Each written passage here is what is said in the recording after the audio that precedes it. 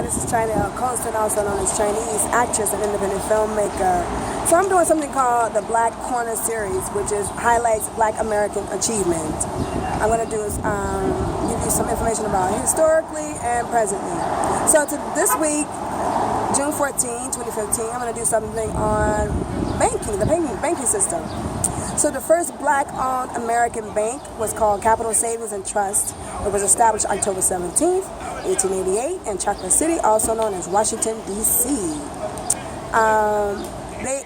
They also closed in 1902.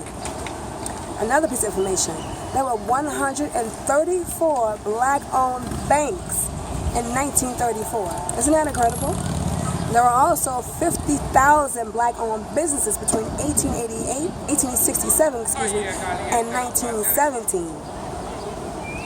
So, mainly due to Black-owned businesses like Capital Savings granting access to capital loans for businesses and access to home ownership loans to the Black American community.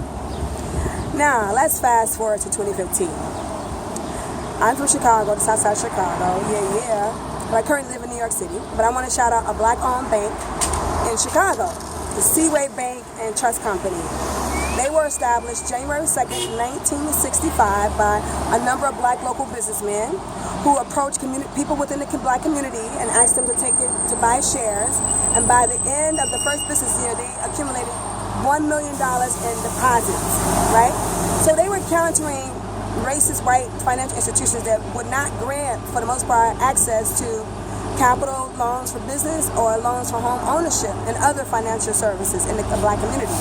So they established themselves on the south side of Chicago, 8550 Cottage Grove, and I used to work over there actually when I was 21. So, and they maintained on the south side of Chicago to counter racist financial institution practices. So shout out to Seaway Bank and Trust Company, the first Black-owned bank in Chicago. It's currently chaired by a Black woman, Veranda L. Dickens, preceding her husband, who passed away in 2013, I believe. And there's another Black-owned bank here in New York City, in Harlem. It's Carver Savings and Trust Bank, named after George Washington Carver, the Black scientist and agriculturalist.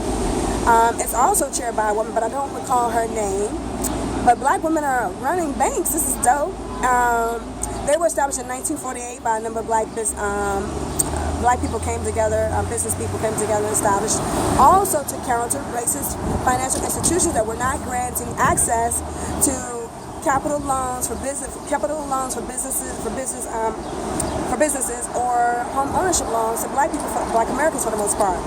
So they wanted to create a bank so they could reinvest in the Black community.